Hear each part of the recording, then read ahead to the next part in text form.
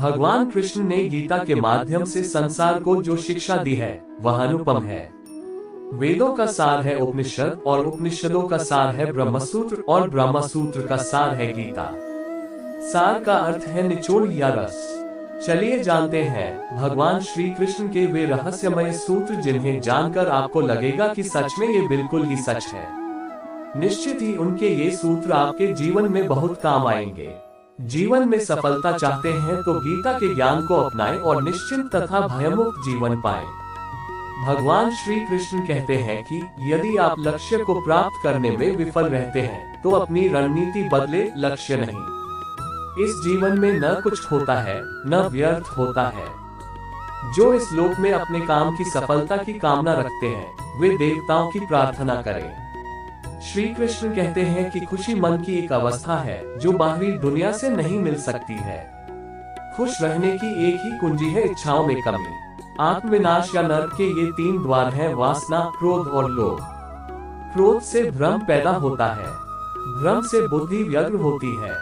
जब बुद्धि व्यग्र होती है तब तर्क नष्ट हो जाता है। जब तर्क नष्ट होता है तब व्यक्ति का पतन हो जाता है। वह जो सभी इच्छाएं त्याग देता है और मैं और मेरा की लालसा और भावना से मुक्त हो जाता है, उसे शांति प्राप्त होती है। मनुष्य अपने विश्वास से निर्मित होता है। जैसा वो विश्वास करता है वैसा वो बन जाता है। व्यक्ति जो चाहे बन सकता है, पर वह विश्वास के साथ इच्छित वस्तु पर लगातार चिंतन करे। हर व्यक्ति का विश्वास उसकी प्रकृति के अनुसार होता है। विश्वास की शक्ति को पहचाने। जो मन को नियंत्रित नहीं करते उनके लिए वह शत्रु के समान कार्य करता है।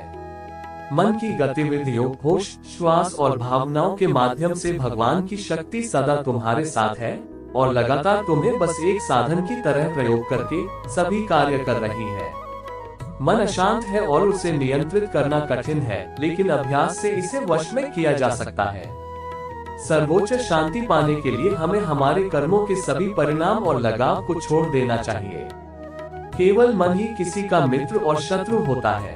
निर्भीक बनो, उससे मत डरो जो वास्तविक नहीं है, न कभी था न कभी होगा। जो वास्तविक है वो हमेशा था और उसे कभी नष्ट नहीं किया जा सकता। प्रबुद्ध व्यक्ति के लिए गंदगी का ढेर, पत्थर और सोना सभी समान है। संशय न करो, सदैव संदेह करने वाले व्यक्ति के लिए प्रसन्नता न इस लोक में है न ही कहीं और। आत्मज्ञान की तलवार से काटकर अपने हृदय से अज्ञान के संदेह को अलग कर दो। अनुशासित रहो, उठो। संदेह, संशय, दुविधा या द्वंद में जीने वाले लोग न तो इस लोक में सुख पाते हैं और न ही परलोक में। उनका जीवन निर्णयहीन, दिशाहीन और भटकाव से भरा रहता है। आत्मा न जन्म लेती है और न ही मरती है। जन्म लेने वाले के लिए मृत्यु उतनी ही निश्चित है जितनी कि मृत होने वाले के लिए जन्म लेना। इसलिए जो अपरिहार्य है उस पर शोक मत करो। न कोई मरता है और न ही कोई मारता है, सभी निमित्त मात्र हैं। सभी प्राणी जन्म से पहले बिना शरीर के थे, मरने के उपरांत वे बिना शरीर वाले हो जाएंगे। ये तो बीच में ही शरीर वाले देखे जाते हैं, फिर इनका शोक क्यों करते हो?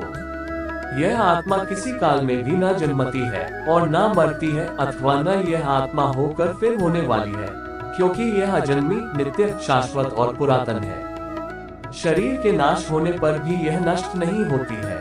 कभी ऐसा समय नहीं था जब मैं, तुम या ये राजा महाराजा अस्तित्व में नहीं थे, न ही भविष्य में कभी ऐसा होगा कि हमारा अस्तित्व समाप्त हो जाए। हे अर्जुन, हम दोनों ने कई जन्म लिए हैं, मुझे याद है, लेकिन तुम्हें नहीं। कर्मवान बनो। निस्संदेह कोई भी मनुष्य किसी भी काल में क्षण मात्र भी बिना कर्म किए नहीं रहता, क्योंकि सारा मनुष्य समुदाय प्रकृति जनित गुणों द्वारा परवश हुआ कर्म करने के लिए बाध्य किया जाता है। अपने अनिवार्य कार्य करो, क्योंकि वास्तव में कार्य करना निष्क्रियता से बेहतर है। ज्ञानी व्यक्ति को कर्म के प्रतिफल की अपेक्षा कर रहे अज्ञानी व्यक्ति के दिमाग को अस्थिर नहीं करना चाहिए। अप्राकृतिक कर्म बहुत तनाव पैदा करता है।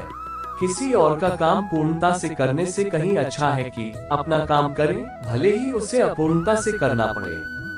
बुद्धिमान व्यक्ति कामुक सुख में आनंद नहीं लेता। कर्मयोग वास्तव में एक परम रहस्य है। जो मेरे साथ हैं मैं उनके साथ हूँ, संपूर्ण ब्रह्मांड मेरे ही अंदर है। मेरी इच्छा से ही यह फिर से प्रकट होता है और अंत में मेरी इच्छा से ही इसका अंत हो जाता है। मेरे लिए न कोई घृणित है न प्रिय, किंतु जो व्यक्ति भक्ति के साथ मेरी पूजा करते हैं वो मेरे साथ हैं और मैं भी उनके साथ हूँ। बुरे कर्म करने वाले सबसे नीच व्यक्ति जो राक्षसी प्रवृत्तियों से जुड़े हुए हैं और जिनकी बुद्धि माया ने हर ली है, वो मेरी पूजा या मुझे पाने का प्रयास नहीं करते। हे अर्जुन, कल्पों के अंत में सब भूत मेरी प्रकृति को प्राप्त होते हैं, अर्थात प्रकृति में लीन होते हैं, और कल्पों के आदि में उनको मैं फिर रचता हूँ। मैं उन्हें ज्ञान देता हूँ जो सदा मुझसे जुड़े रहते हैं और जो मुझसे प्रेम करते हैं। मैं सभी प्राणियों को समान रूप से देखता हूँ, न कोई मुझे कम प्रिय है न अधिक। लेकिन जो मेरी प्रेम पूर्वक आराधना करते हैं वो मेरे भीतर रहते हैं और मैं उनके जीवन में आता हूँ। मेरी कृपा से कोई सभी कर्तव्यों का निर्वाह करते हुए भी बस मेरी शरण में आकर अनंत अविनाशी निवास को प्राप्त करता है।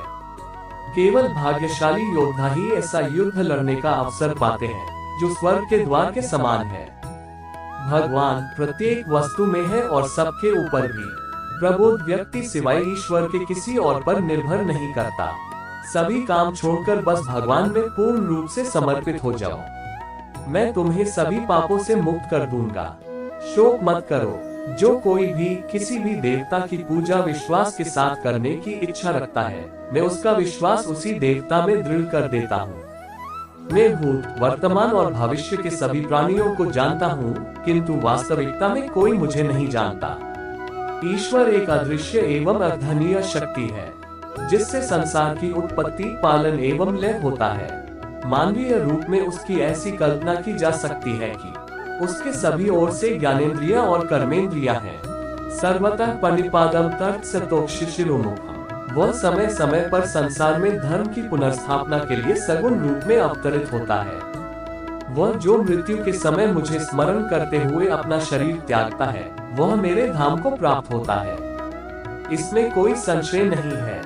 वे जो इस ज्ञान में विश्वास नहीं रखते, मुझे प्राप्त किए बिना जन्म और मृत्यु के चक्र का अनुगमन करते रहते हैं। Thank you.